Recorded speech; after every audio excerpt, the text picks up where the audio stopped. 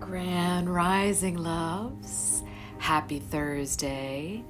Thursday is the day ruled by Jupiter. Jupiter is the planet that rules the energy of exploration. So it governs the religions and philosophies and spirituality, but it is also the planet of abundance and luck and fortune. And so just feel into those energies for yourself today, because it is a very masculine energy. Jupiter is also the ruler of Sagittarius. So if you are a Sagittarius, it would be really good for you to honor yourself on Thursdays, as your ruling planet governs Thursdays, and feel into that jovial, joyous energy of Jupiter on Thursdays. So just feel into that for yourself today. And so the sacred geometry that showed up for today is Merkaba. So Merkaba is a vehicle. So Mer meaning light, Ka meaning energy, Ba meaning body, light, energy, body. That's literally what the word means. But the Merkaba is the joining of the downward pointing pyramid, which is feminine energy. That's the chalice, that's receptivity, that is water and earth. And then the upward pointing pyramid is the masculine. That's the fire, the air, the sword, the directive energy and power. And so power, with that dormant potential of the feminine, that receptivity, it creates the Merkaba, which is the six-pointed star, the Star of David, which is not only protective, but it represents all that is. So in perfect balance, this becomes a vehicle for ascension. So really, yourself in perfect balance, if you heal the masculine, feminine within yourself, you are the perfect vehicle for ascension. So align with your human experience and heal the trauma and emotion that you have stored in your physical body. And so meditating on the Merkaba can actually help with that. So how do you meditate with the Merkaba? You actually envision yourself centered directly inside of this. So this being a 3D, you would be sandwiched in between, just completely suspended between and in the center of both pyramids. So you would be in here and imagining the energy entering and exiting this way. But the downward pointing would be spinning clockwise, and the upward spin would be spinning counterclockwise. And if you meditate that way, phenomenal things will occur. If you meditate any fucking way, phenomenal things occur. Like, just be present, phenomenal things occur. I mean, that's how I teach meditation, because if I told you sit, be still, quiet the mind, you would never ever do it, because the whole purpose of quieting the mind is connecting with self.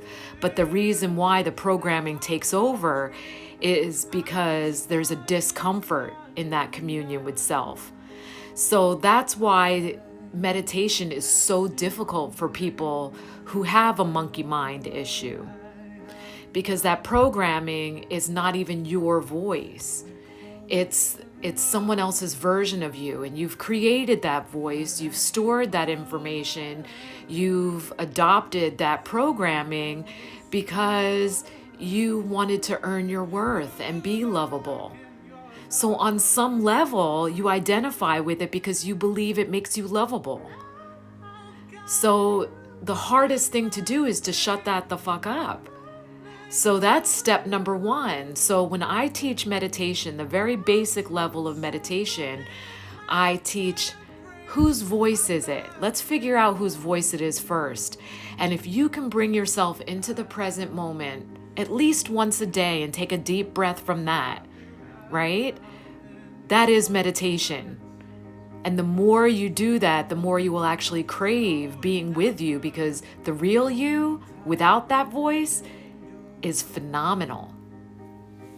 And it feels really good when you actually get into it instead of avoiding it.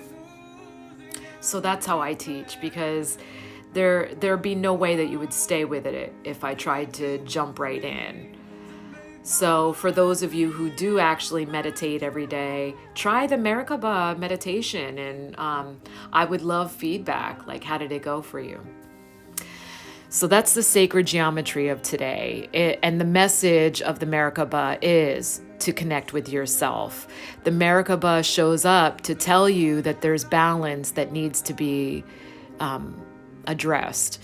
So is your masculine, feminine balanced or imbalanced?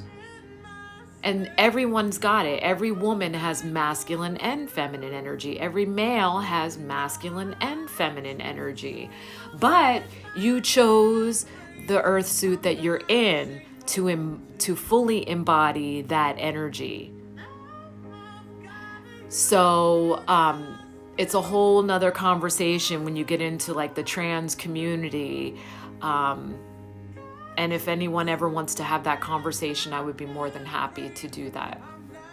So the circle showed up in reverse. So the circle in the upright says, you've done healing, now connect with your soul family.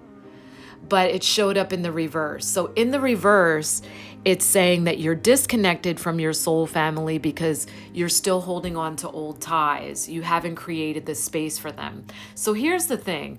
When you are in a friendship or a relationship that is way past its expiration date, and you maybe are holding on to it out of fear, like you don't want to hurt somebody, or you've identified with it so much you don't want to be hurt, you are actually preventing your evolution.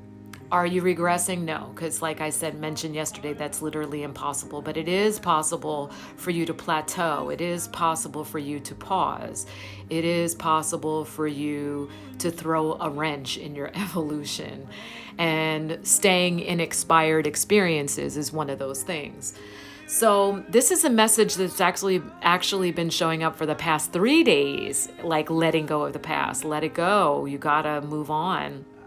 So the circle in reverse is echoing that again for a third day. You have to let go.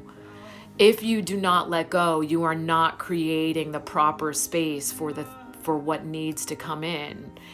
And we are still in the waning cycle of the moon, which is really good power for letting go. So now's the time to do it, because when we come into the new moon on Sunday, this is going to be such a powerful shift for manifestation. And when you let go, when you clear space, that's when you are so ultimately clear and deliberate about what you want to manifest as a desire. So really now's the time to be doing this, to balance yourself and to cut ties, let go, create space, so that when Sunday arrives for that new moon, you have the space to manifest really what's meant for you. And so the stone that's going to help you is the stone of courage, right? So maybe you're feeling a little fearful and you need the courage to move through this. So courage, and I love bloodstone actually. This is a root stone. And bloodstone is actually one of my favorite root healers. It's not very grounding for a root stone, but it's such a powerful healer and opener for the root chakra. This is my favorite piece of bloodstone. I actually sleep with this because I get so many downloads in my sleep. I tend to be like an vibrating electrical mess through the night, but this actually helps even that energy out by opening my root really powerfully. So it keeps me in my human, in my earth suit. So this is its raw form, and then this was more polished, but it's definitely not polished. I mean, this is raw. But I love the veining. And so this is how it gets its name, this bloodstone. It's a beautiful deep green with this beautiful white, red, and black veining. So this is actually my favorite piece. I have lots, and I actually have palm stones that I use in my healing sessions with my clients. But this is my personal baby. I love her. And crystals are living things. So yes, it is a her. So the energy of bloodstone, and actually it gets its name historically because soldiers used to use these, and you see a shield here, but warriors and soldiers used to use bloodstone and carve them into amulets and carry them and place them on wounds because they believed they actually stop the bleeding. And so the myth goes the red veining in these stones is actually the blood of the warriors of past. So beautiful, right? Anyhow, it's a very powerful root healer. So if grounding is what you need, it's not this. So this was forged by a cataclysmic event, okay? It was moved through lava and volcanic activity.